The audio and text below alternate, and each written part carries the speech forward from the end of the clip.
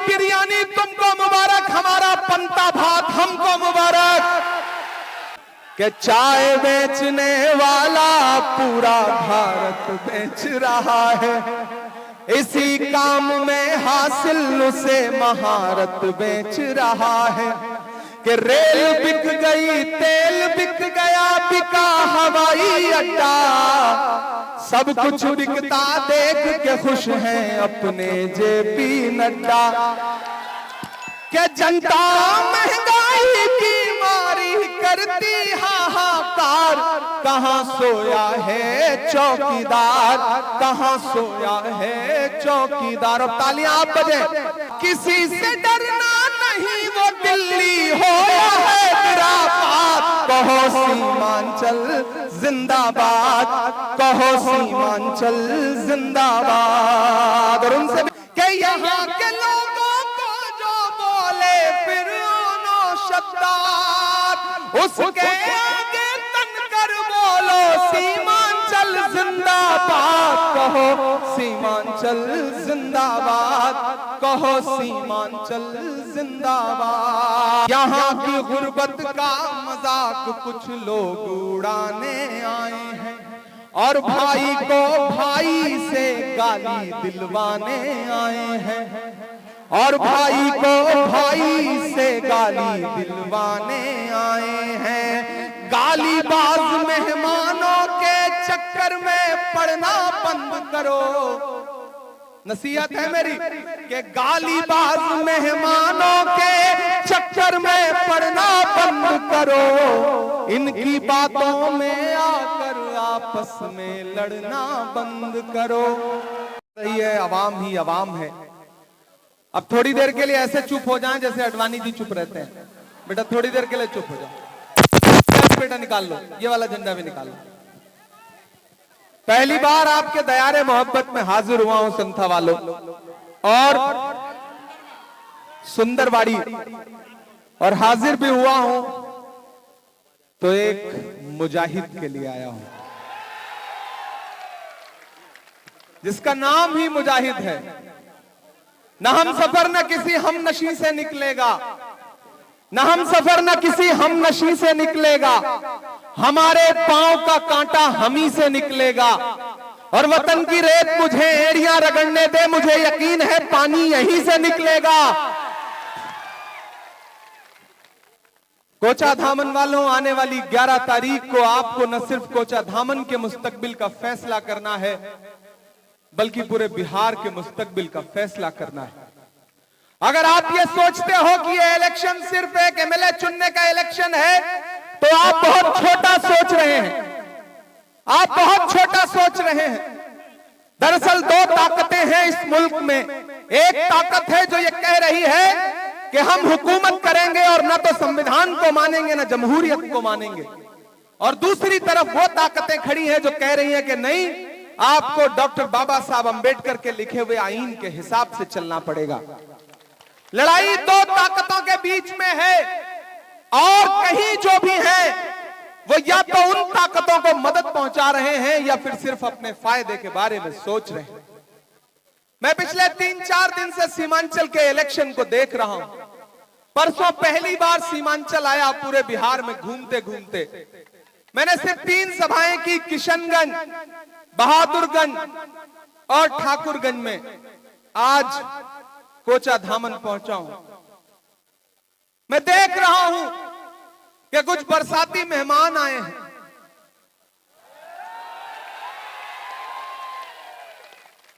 तकरीरों पे तकरीरें हो रही हैं, और सिर्फ तकरीरें नहीं हो रही हैं। कोचा धामन वालों, तुम्हें फिरौन कहा जा रहा है, नमरूद बताया जा रहा है, और ये कोई छुटभैया नेता नहीं बोल रहा है। वो बड़ी बड़ी कयादत की बात करने वाले मोहतरम अपनी तकरीर में कह रहे हैं कि जो मेरे मुकाबले खड़ा होगा वो फिरौन होगा, नमरूद होगा। क्या मौलाना असरारुल हक के बेटे सऊद आलम फिरौन है? क्या मास्टर मुजाहिद फिरौन है? क्या डॉक्टर जावेद फिरौन है? क्या प्रोफेसर मुसव्विर आलम जैसा सीधा साधा आदमी फिरौन है? क्या सीमांचल के वो लोग जो मास्टर मुजाहिद को प्रोफेसर मुसव्विर आलम को, सऊद साहब को, जलील मस्तान को वोट देंगे वो फिरौन होंगे? कोई एक फर्जी सा नेता आकर के कहता है कि मास्टर मुजाहिद तो लंगड़े घोड़े हैं। कोई कहता है हरामखोर जैसा लफ्ज इस्तेमाल किया जा रहा है आपके बेटों के लिए, आपके भाइयों के लिए, और आप सुन रहे हो।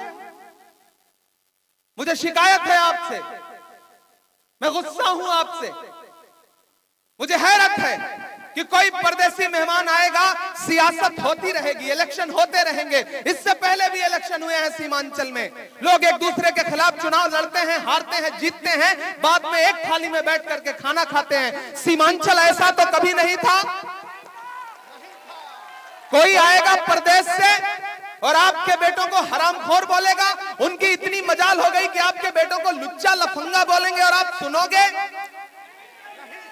वोट देना न देना ये अपनी जगह है, लेकिन सियासत के नाम पर अपने बड़े बूढ़ों की बेइज्जती मत करवाओ परदेशियों से।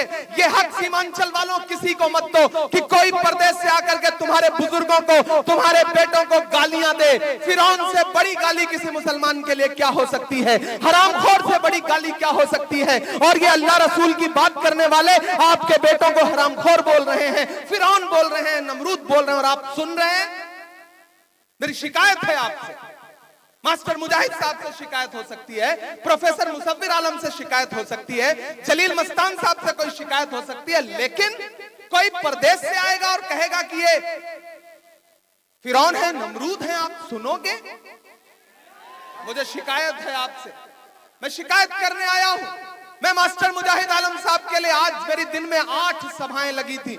मैं सुबह से भागता हुआ दौड़ता हुआ आज यहां पहुंचा हूं, और आपको पूरी जिम्मेदारी से बता रहा हूं, कोचा धामन वालों, मैं खगड़िया से लेकर के, बिहार शरीफ से लेकर के, नालंदा से लेकर के, बछवाड़ा से लेकर के, बेतिया से लेकर के, ढाका से लेकर के, सिकटा से लेकर, चनपटिया से लेकर के, नौतन से लेकर के, बहादुरगंज से लेकर, किशनगंज से लेकर के, पूर्णिया से लेकर के, कस्बा से लेकर के, धमदाहा से लेकर के, कोढ़ा से लेकर के, बरबीघा से लेकर के, दीघा से लेकर के, फुलवारी शरीफ से लेकर के, पूरे बिहार का दौरा करता हुआ यहां पहुंचा हूं, और यहां पहुंच के पूरी जिम्मेदारी से कह रहा हूं कि आने वाली 11 तारीख को बिहार में महागठबंधन की सरकार बनने जा रही है।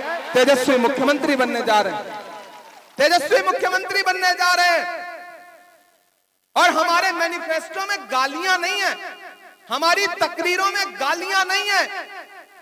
हम क्या कह रहे हैं? उधर क्या कहा जा रहा है? हमें वोट नहीं दोगे तो फिरौन होगे।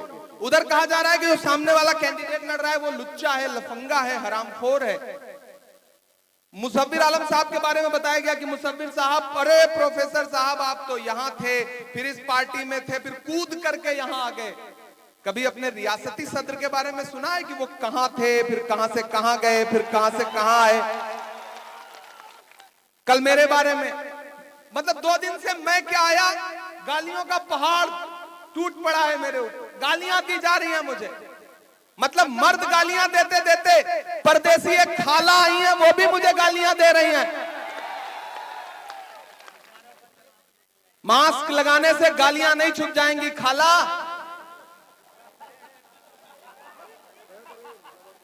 मुझे गालियां दे रहे हैं, मेरा कसूर क्या है? मुझे अल्लाह ने शायरी की सलाहियत दी तो मैंने उस शायरी से महबूबा के जुल्फ आंचल पे शेर नहीं कहा। मैंने नजीब की मां के आंसुओं के लिए नज्म पढ़ी, मैंने फलस्तीन के लिए नज्म पढ़ी, मैंने तबरेज और पहलू खान के लिए नज्म पढ़ी। मैंने आपके दर्द को अपनी शायरी में जगह दी। और जब सीमांचल को 2017 में सैलाब में जरूरत पड़ी तो मैं उस वक्त सियासत में नहीं था। मैं किसी बड़े बाप की औलाद नहीं हूं कि मेरे पास हजारों करोड़ रखे हुए हैं। मेरा बैंक नहीं चलता कि मैं सूद खाता हूं। मेरे पास वक्फ की लूटी हुई जमीनें नहीं है, गरीब परिवार से हूं। लेकिन मैं सीमांचल के लिए 2017 में आपके लिए राशन, आपके लिए दवाई, ये सब लेकर के 2017 में आया था। असलम अली इस बात के गवाह हैं। मौलाना असरारुल हक साहब जिंदा थे उस वक्त। मैं तब से सीमांचल वालों, मेरा आपसे रिश्ता है, कोई सियासी रिश्ता नहीं है, जज्बाती रिश्ता है। मुझे ऐसा लगता है कि हमें कलमा की बुनियाद पर एक दूसरे से जुड़े हुए हैं। लेकिन मुझे बताओ कि क्या अपने ही ईमान वाले भाई को फिरौन कहना जायज है? क्या अपने ही कलमा को भाई को हरामखोर कहना जायज है? तो मुझे बताओ इन गालियों का जवाब कौन देगा? इन गालियों का जवाब मास्टर मुजाहिद नहीं देंगे, आपको देना पड़ेगा। और मास्टर मुजाहिद साहब रोइए मत, अपनी पलकें नम मत करिए। आपकी बेटियों को भले ये मलाल हो कि सियासत में जाके गालियां क्यों सुन रहे हो, लेकिन जिन हजारों लोगों को आपने फायदा पहुंचाया है उनकी दुआएं आपके साथ हैं। ये परदेसी मेहमान कुछ नहीं कर सकते। मैं गवाही देता हूं, मैं जमानत लेके कह रहा हूं, बड़ी बात बोल रहा हूं, सुनना कोचा धामन वालों, और इस बात को पूरे कोचा धामन में सीमांचल में पहुंचाना कि जब ये सरकार वक्त लेकर के आई, वक्त का बिल लेकर के आई, ये जो आज अपनी अपनी अपनी करने आए हैं, तो रात के 3 बजे पार्लियामेंट में उस बिल के खिलाफ बीमारी की हालत में सोनिया गांधी तुम्हारे लिए बैठी थी, तुम्हारे लिए वोट देने के लिए बैठी थी। देश की पार्लियामेंट में 25 से ज्यादा मुसलमान सांसद नहीं है, लेकिन वक्फ बिल के खिलाफ 225 से ज्यादा वोट पड़े। तो किसके थे वो? किसके थे वो? राहुल गांधी रात के 2:30 बजे लोकसभा में बैठे थे। मेरे भाई, ये जो बहुत अपनी अपनी अपनी कर रहे हैं, दरअसल ये अपनी सल्तनत बचा रहे हैं। यहां आकर के आपको गाली दे रहे हैं कि दरीबाज हो तुम ना, मतलब उनके लिए वोट नहीं दोगे तो दरी बिछा रहे हो, यही गाली दी ना। तो फिर सुनो, जब 11 तारीख को यहां ईवीएम में वोट देने के लिए जाओगे लालटेन छाप पे, तो उसी समय हैदराबाद में एक सीट पर चुनाव हो रहा होगा, वहां भी वोटिंग हो रही होगी। उस सीट का नाम है जुबली हिल्स। जुबली हिल्स, याद रखना, बड़ी समझदारी की बात बता रहा हूं। पिछली बार जब तेलंगाना में चुनाव हो रहा था तो उस सीट पर कांग्रेस पार्टी ने किसको कैंडिडेट बनाया? भारतीय क्रिकेट टीम के पूर्व कप्तान मोहम्मद अजहरुद्दीन को कैंडिडेट बनाया था। और आपको पता है, यही नकीब मिल्लत साहब अजहरुद्दीन को हराने के लिए इन्होंने किसको टिकट दिया था? शेख फराज को। और शेख फराज ने कई हजार वोट काट लिया और अजहरुद्दीन साहब चुनाव हार गए। इस वजह से 1.5 साल वहां मुस्लिम मिनिस्टर नहीं बन सका। हम सब ने पार्टी से गुजारिश की, लड़ाई की, तब जाकर के बिना एमएलए बिना एमएलसी रहते हुए कांग्रेस पार्टी ने अभी अजहरुद्दीन साहब को कैबिनेट मिनिस्टर बनाया। लेकिन कहानी में ट्विस्ट अब है कि जब अजहरुद्दीन चुनाव लड़ रहे थे तो उनके खिलाफ शेख फराज को खड़ा किया हराने के लिए, लेकिन इस बार उसी सीट पर बाई इलेक्शन हो रहा है। वहां से कांग्रेस के कैंडिडेट हैं नवीन कुमार। तो आपको पता है, नवीन कुमार के खिलाफ कैंडिडेट नहीं खड़ा किया, उनकी ताईद में घर घर वोट मांग के फिर सीमांचल आए। कैसी क़यादत खड़ी कर रहे हो साहब? ढाका में मोतिउर रहमान साहब जैसे बड़ी शख्सियत के बेटे फैसल रहमान को हराने के लिए इन्होंने ही बीजेपी के एमएलए राणा रंजीत को टिकट दिया है। कैसे क़यादत खड़ी होगी? राणा रंजीत को जिता के फैसल रहमान को हरा करके, वो राणा रंजीत जो बीजेपी एमएलए का सगा भाई है, समझे ना? इसलिए तकरीरें सिर्फ तकरीरों तक ही रखो। सरे मिंबर वो ख्वाबों के महल तामीर करते हैं, इलाजे गम नहीं करते, फकत तकरीर करते हैं। और कोचा धामन वालों, सीमांचल वालों, एक बात आपसे कहता हूं, ये कोई भी सियासी इंसान आए, वो इमरान प्रतापगढ़ी हो या असदुद्दीन ओवैसी हो या कोई भी हो, नेताओं को फरिश्ता मानना बंद करो। ये फरिश्ते नहीं है जो आपको फिरौन बोले उससे पकड़ करके उसका दामन पकड़ के उसका गिरेबान पकड़ के पूछो कि हमें फिरौन कह रहे हो तो क्या तुम फरिश्ते हो? तुम भी सियासतदान हो। 35 साल कांग्रेस के साथ सरकार में थे, मलाई काटते रहे। आज कहते हो कि जो कांग्रेस को और आरजेडी को वोट देगा वो दरी बिछाएगा। मेरे भाई, ये सरकार बनाने की लड़ाई है। मैं जो कह रहा था ना कि मैं मास्टर मुजाहिद साहब के लिए क्यों आया, किसी का शेर है कि हम सायादार पेड़ जमाने के काम आए और सूखने लगे तो जलाने के काम आए। कच्चा समझ के बेच न देना मकान को, शायद कभी ये सर को छुपाने के काम आए। मुझे वो दिन याद है कि जब कोरोना में लोगों की सांसें उखड़ रही थी। मुझे वो दिन याद है कि जब मास्टर मुजाहिद साहब सियासी तौर पर हमसे अलहदा थे, लेकिन इन्होंने मुझे एक बार फोन किया और इन्होंने कहा कि इमरान भाई, सऊदी अरब में मेरे सीमांचल के एक इंसान की लाश फंसी हुई है, किसी तरह आ सकती है क्या? मैंने कहा मैं भी मदद करता हूं। मुझे याद है कि जब बिल आया वक्फ के खिलाफ, मेरी तकरीर सुनी होगी आपने। खुदा ने जब मुझे सलाहियत दी और मैं देश की सबसे बड़ी पंचायत में पहुंचा, तो मैंने हाकिम की आंख से आंख मिला के पूछा कि हम ही को कातिल कहेगी दुनिया, हमारा ही कत्लेआम होगा, हम ही कुएं खोदते फिरेंगे, हम ही पे पानी हराम होगा। मैंने उस हाकिम से पूछा और बिल पास हो गया, क्योंकि बिल पास होना था, उनके पास नंबर ज्यादा थे। हम सब सुप्रीम कोर्ट गए और आपकी जानकारी के लिए बता रहा हूं कि मैं जब सुप्रीम कोर्ट की सीढ़ियों से उतर रहा था, तो मैंने देखा कि एक इंसान बड़ी खामोशी के साथ इंतजार कर रहा है कि क्या फैसला आएगा। वो इंतजार करता हुआ शख्स मास्टर मुजाहिद था। सुप्रीम कोर्ट की चौखट पर, सीढ़ियों पर मैंने अपनी आंखों से मास्टर मुजाहिद को वक्फ बिल पर आपके लिए खड़े होकर के इंसाफ की गुहार लगाते देखा है। और क्या चाहते हो एक नेता से? तुम्हारे सुख में, दुख में, परेशानी में, हरनी में, मरनी में एक इंसान खड़ा है, और फिर कोई बाहर से आएगा और आपको जज्बाती करके कहेगा कि नहीं चलो पतंग उड़ाओ, तो आप उससे कह देना कि किसी का जलवे रंगी तखय्युलात में है, चराग बन के कोई जिंदगी की रात में है। बहुत बुलंद फजा में तेरी पतंग सही, मुझे पता है मगर डोर किसके हाथ में है। हमको भला बुरा कहते हैं, गालियां देते हैं, कहते नहीं वो तो शायर है, उसको सियासत कहां आती है। 34 साल की उम्र में देश की सबसे बड़ी पार्लियामेंट में बैठा हूं और मुझको सियासत नहीं आती है। मैं किसी अमीर बाप की औलाद नहीं था, मेरे वालिद सियासत में नहीं है, मेरे खानदान में कोई सियासत में नहीं है।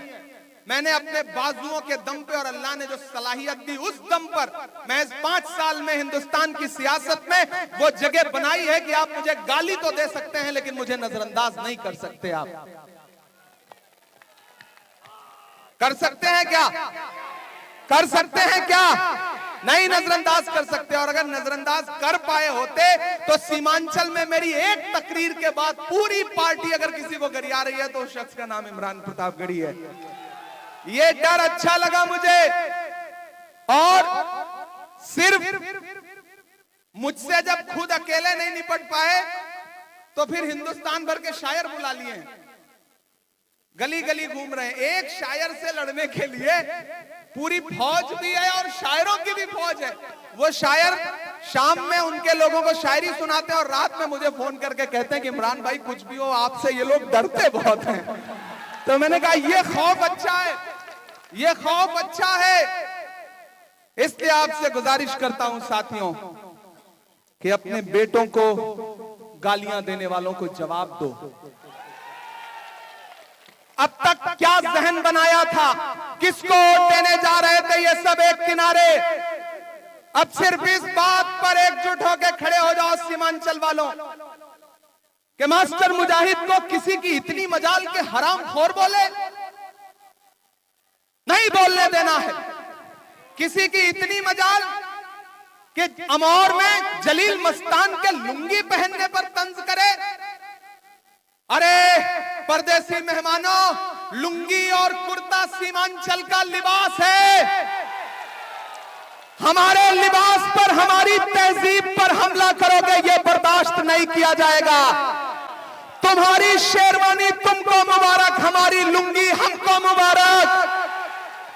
तुम्हारी बिरयानी तुमको मुबारक, हमारा पंता भात हमको मुबारक। नहीं बर्दाश्त किया जाएगा, नहीं बर्दाश्त किया जाएगा। कोई आए आपके बेटों को गाली दे, आपके बेटों को भला बुरा कहे तो उससे कह दो कि नहीं ये बर्दाश्त नहीं किया जाएगा। मेरे नौजवान साथियों, अब तो चौराहे चौराहे पे ये कहो। मैं अमौर गया था तो मैंने कहा था कि जलील मस्तान साहब मेरे वालिद की उम्र के हैं। ये भी इस भीड़ में मौजूद बहुत सारे लोग होंगे जिनके लिए चाचा होंगे, जिनके वालिद की उम्र के होंगे, जिनके भाई की तरह होंगे ये। तो मैंने वहां कहा था कि शाहरुख की फिल्म का एक डायलॉग है कि बेटे को हाथ लगाने से पहले बाप से बात कर। तो कोचा धामन वालों आज से कहो कि भाई को हाथ लगाने से पहले भाई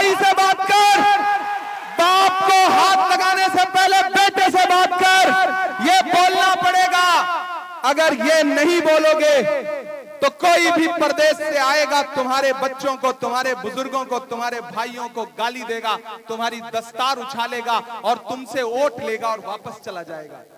मुझे बताओ कि क्या सीमांचल में एक भी गरीब आदमी को टिकट दिया? आए तो थे गरीबों को टिकट देने ना। मुफ्ती अतर जावेद साहब को दिया, मौलाना अब्दुल्ला सातिन चतुर्वेदी साहब को दिया? नहीं दिया।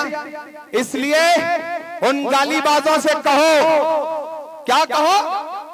कहो सीमांचल जिंदाबाद।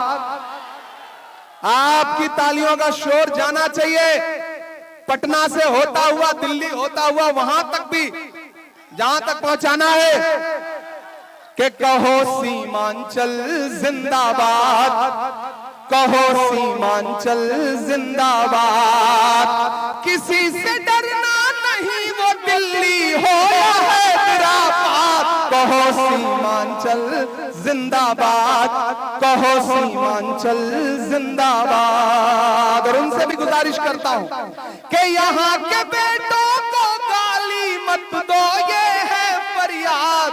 कहो सीमांचल जिंदाबाद, कहो सीमांचल जिंदाबाद। कि यहाँ की गुर्बत का मजाक कुछ लोग उड़ाने आए हैं, यहाँ की गुर्बत का मजाक कुछ लोग उड़ाने आए हैं, और भाई को भाई से गाली दिलवाने आए हैं, और भाई को भाई से गाली दिलवाने आए हैं। गालीबाज मेहमानों के चक्कर में पड़ना बंद करो। नसीहत है मेरी कि गालीबाज मेहमानों के चक्कर में पड़ना बंद करो। इनकी बातों में आकर आपस में लड़ना बंद करो।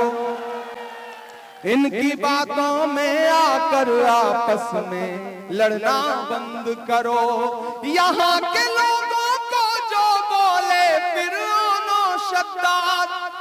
अगली लाइन पे ना आपका दिल अगर ठक से हो ना तो अपनी तालियां आसमान तक पहुंचाना कि यहाँ के लोगों को जो बोले फिर शद्दाद, उसके आगे तनकर बोलो सीमांचल जिंदाबाद। कहो सीमांचल जिंदाबाद, कहो सीमांचल जिंदाबाद। यहाँ के लोगों को गाली दोगे तो हो जाओगे बर्बाद। कहो सीमांचल जिंदाबाद, कहो सीमांचल जिंदाबाद। उठाओ अपने हाथ, दिलाओ मुझे भरोसा। कोचा दामन वालों, आज से ये लड़ाई तुम्हारे वजूद की है। आज से ये लड़ाई तुम्हारी लुंगी, तुम्हारे पहनावे, तुम्हारा कुर्ता और तुम्हारे पंता भात की है। किसी परदेसी को ये इजाजत मत दो कि तुम्हें गाली दे, तुम्हारे बुजुर्गों को गाली दे। किसी को इजाजत मत दो। नहीं दोगे ना? नहीं दोगे ना? तुम्हें मास्टर मुजाहिद के आंसुओं की कसम है। याद रखना इस बात को, अपने बुजुर्गों को रुलाओ मत। मुझे आगे 3 सभाओं के लिए जाना है।